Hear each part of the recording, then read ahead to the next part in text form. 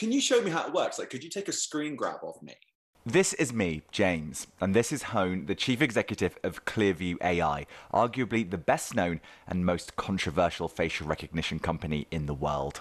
So what I'm going to do is I'll share my screen and give you a quick demo. So that's the screen grab we took from Zoom. Clearview is essentially a search engine for faces. It's mostly used in law enforcement, but this tech has many applications. It's even being used in Ukraine, helping to identify the dead.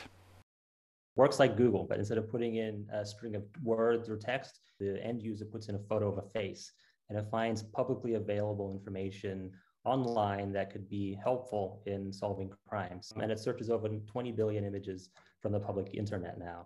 So this one here is Twitter. So we can kind of compare those side by side, but as you can see, it works, after you've shaved your head. Here's another amazing one. You're out there in the background of another photo.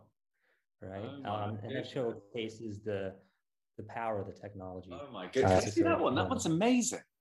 That is extraordinary that it's picked me out of a crowd like that. I mean, that is incredibly powerful. I didn't quite realize how powerful this was. Wow. Which is pretty phenomenal when you think about this is searching over 20 billion images. If you're watching this, your face is probably in this system as well.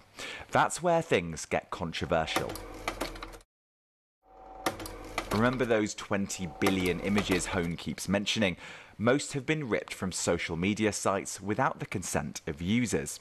And the information, well, it can be fed back to law enforcement agencies like the FBI, Department of Homeland Security, and local police forces. Critics say a controversial startup poses a new and profound threat to everyone's privacy. This is really creepy. And the big companies who have the data already haven't wanted to do it. This is a fundamental issue of privacy, of personal data, and of freedom. Clearview forces us to ask a question about how we want our data to be used and whether or not it should be possible for companies to scrape all this information we're putting online to create a product.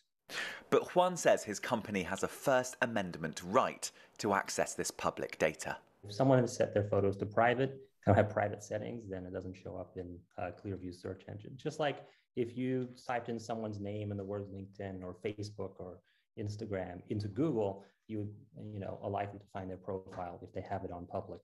And so that's one thing about our technology that is a misconception. If someone doesn't want to be in your database, can they just say to you, I don't want to be in your database, please remove me? There are some privacy laws in the US that allow people to opt out, and we do, process them, with a legitimate legal basis if people require an opt-out.